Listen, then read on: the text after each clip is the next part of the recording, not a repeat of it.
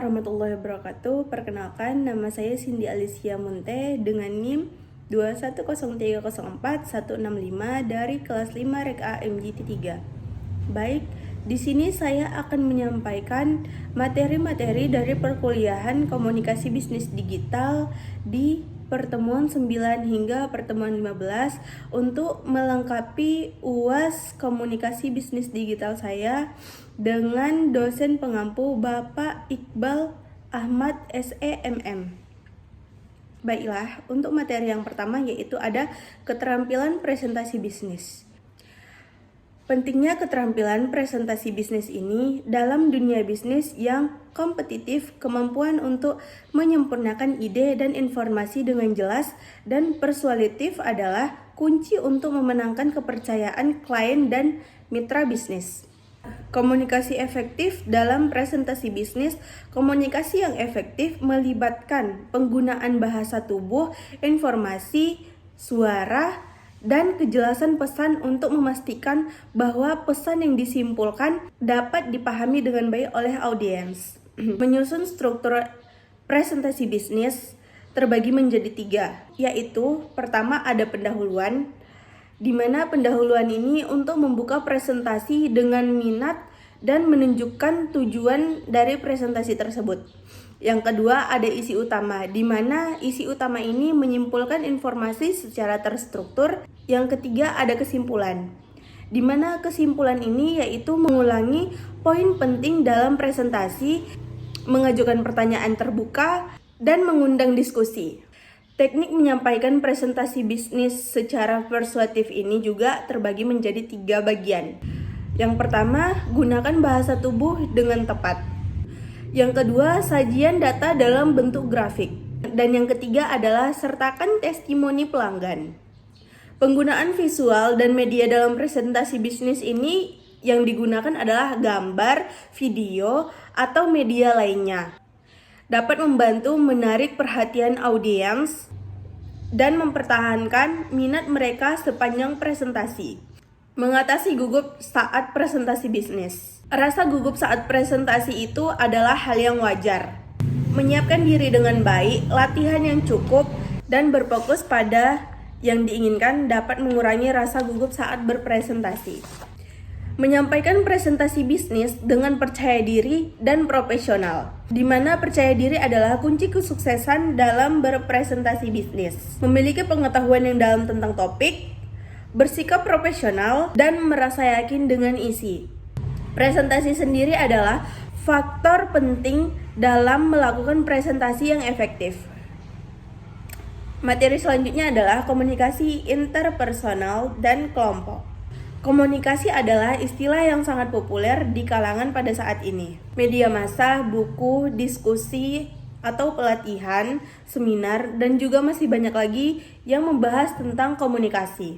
Komunikasi interpersonal adalah proses pertukaran informasi, ide, pendapat, dan perasaan antara 2 orang atau lebih. Sedangkan menurut R. Wayne Page, komunikasi interpersonal atau komunikasi antar pribadi adalah proses komunikasi antara 2 orang atau lebih secara tatap muka. Sedangkan menurut Dan Barlow, komunikasi antar pribadi ini adalah proses komunikasi yang melibatkan orang lain. Dan menurut Effendi, komunikasi interpersonal adalah komunikasi antar 2 orang yang melakukan percakapan. Ciri-ciri komunikasi interpersonal ini sendiri terbagi menjadi 4. Yang pertama, bahasa yang dilakukan bisa formal dan juga informal. Yang kedua, memakai media tertentu, misalkan telepon, ponsel, atau email. Yang ketiga, dilakukan oleh 2 orang atau lebih. Dan yang keempat, bersifat terbuka dan komunikatif.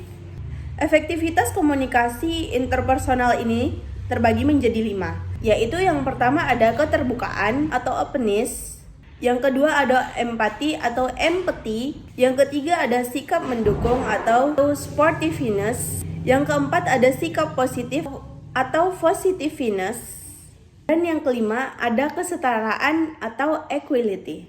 Untuk kelompok ini sendiri adalah sekumpulan orang yang mempunyai tujuan yang sama, yang berintegrasi satu sama lain untuk mencapai tujuan bersama. Mengenal satu sama lainnya dan menganggap diri mereka sendiri adalah bagian dari kelompok tersebut. Menurut Deddy Mulyana 2005. Sedangkan menurut Michelle Burgon dalam Wiryanto 2005, mendefinisikan komunikasi kelompok adalah integrasi secara tatap muka antara 3 orang atau lebih dengan tujuan yang telah diketahui seperti berbagi informasi, menjaga diri, dan pemecahan masalah, yang mana anggota-anggotanya dapat mengingat karakteristik pribadi anggota-anggota yang lain secara tepat. Untuk klasifikasi kelompok terbagi menjadi 2, yaitu klasifikasi primer dan klasifikasi sekunder. Bentuk kelompok komunikasi ini juga terbagi 2 macam. Yang pertama, komunikasi kelompok kecil, dan yang kedua, komunikasi kelompok besar. Fungsi-fungsi komunikasi kelompok terbagi menjadi 5 macam, yaitu yang pertama, fungsi menjalin hubungan sosial, yang kedua, fungsi pendidikan, yang ketiga, fungsi persuasi, yang keempat, ada fungsi pemecahan masalah dan pengambilan keputusan, dan yang kelima, ada fungsi terapi. Materi selanjutnya adalah etika dalam komunikasi bisnis. Etika ini sendiri berasal dari kata Yunani, yaitu etis, yang mana mengandung arti yang cukup luas, yaitu adat, kebiasaan, akhlak, watak, perasaan, sikap, dan juga cara berpikir. Etika juga merupakan suatu pemahaman tindakan yang benar dan salah. Etika memberikan panduan apakah suatu perilaku tertentu dapat digolongkan bermoral atau tidak bermoral. Peran etika. Peran etika sendiri ini terbagi menjadi 2. Yang pertama, etika memberikan dorongan dan mengajak setiap individu guna bersikap yang kritis dan bersikap rasional dalam mengambil keputusannya sendiri dan bisa dipertanggungjawabkan secara baik. Yang kedua, etika memberikan pengaruh kepada masyarakat guna berkembang menjadi sebuah masyarakat yang teratur, tertib, dan damai. Etika dan etis. Istilah-istilah yang bergabung dalam etika adalah etik, etis, dan norma. Tindakan melakukan etika tersebut sebagai tindak etik, dan sifat tentang pelaksanaan etik disebut sering diberi istilah dengan menyebutnya bahwa tindakan etik ini disebut etis. Macam-macam etika terbagi 2, yaitu yang pertama etika deskriptif dan yang kedua etika normatif. Faktor yang mempengaruhi perilaku ada 3. Yang pertama tabiat, yang kedua akal pikiran, dan yang ketiga hati nurani. Faktor yang mempengaruhi pembentukan etika juga ditentukan oleh faktor internal dan faktor eksternal. Materi yang terakhir adalah tentang teknologi digital dalam komunikasi.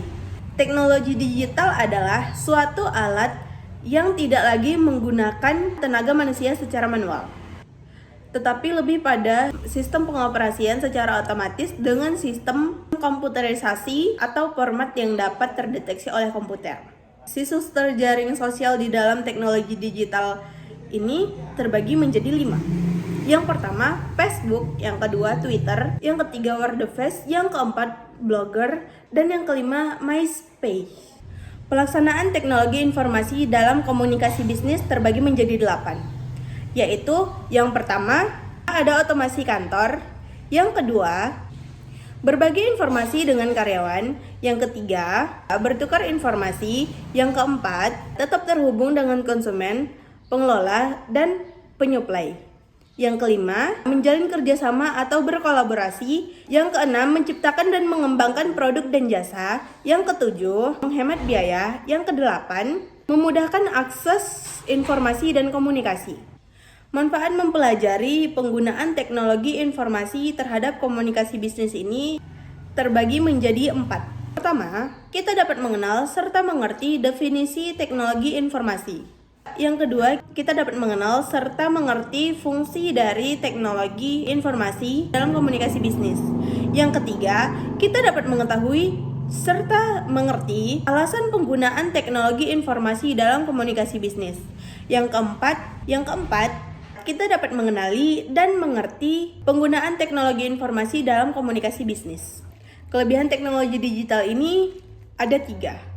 Yang pertama, data yang terkirim dari suatu tempat ke tempat lain tidak akan berpengaruh oleh cuaca buruk dan noise. Yang kedua, berbagai tipe sistem komunikasi yang tersedia dan dapat terpakai. Dan yang ketiga, biaya perawatan lebih rendah karena lebih praktis dan stabil. Sedangkan kekurangan dalam teknologi digital ini terbagi menjadi 3. Yang pertama, kesalahan yang mungkin terjadi pada saat mengubah sinyal analog ke digital. Yang kedua, kemungkinan tercurinya data digital yang penting seperti nomor rekening, data pekerjaan, dan masih banyak lagi. Dan yang terakhir, membuat ketergantungan yang berlebihan dalam penggunaannya. Baik, sekian presentasi dari saya. Apabila ada kesalahan dalam pengucapan, saya mohon maaf. Assalamualaikum warahmatullahi wabarakatuh.